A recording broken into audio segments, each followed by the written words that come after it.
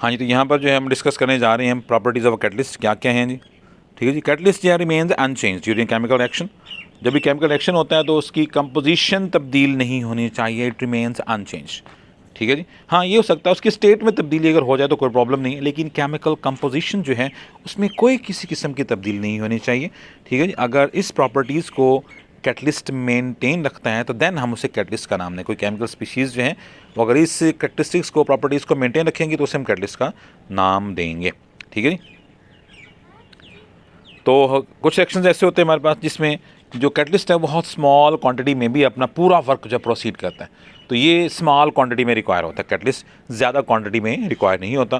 ठीक है जी।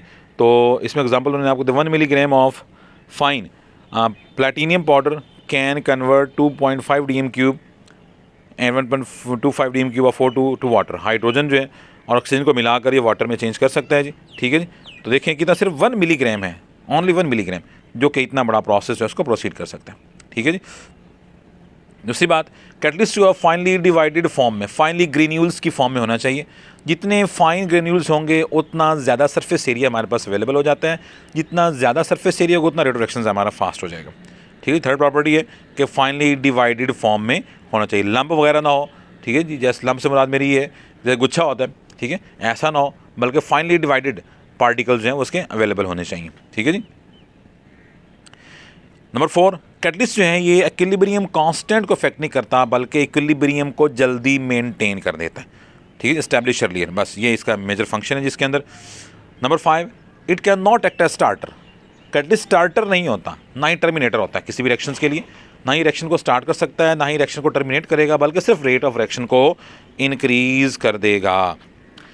Number 6, specificity है। कैटलिस्ट जो होते हैं वो स्पेसिफिक इन द रिएक्शंस होते हैं। एक कैटलिस्ट एक तरह के रिएक्शन को प्रोसीड कर सकता है। ठीक है जी।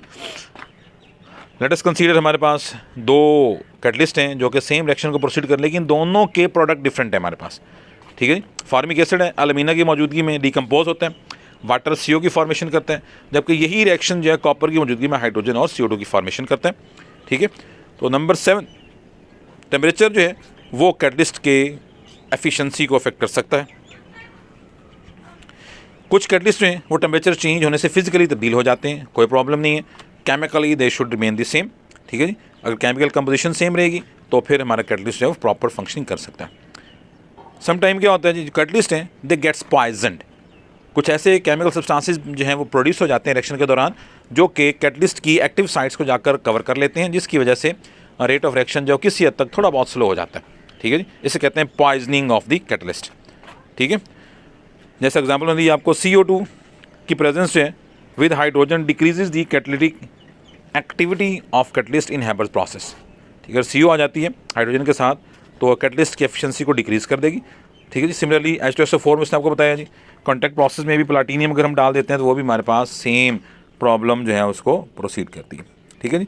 बाकी कुछ रह गया इंशाल्लाह उसको हम नेक्स्ट लेक्चर में डिस्कस करेंगे। ठीक है जी।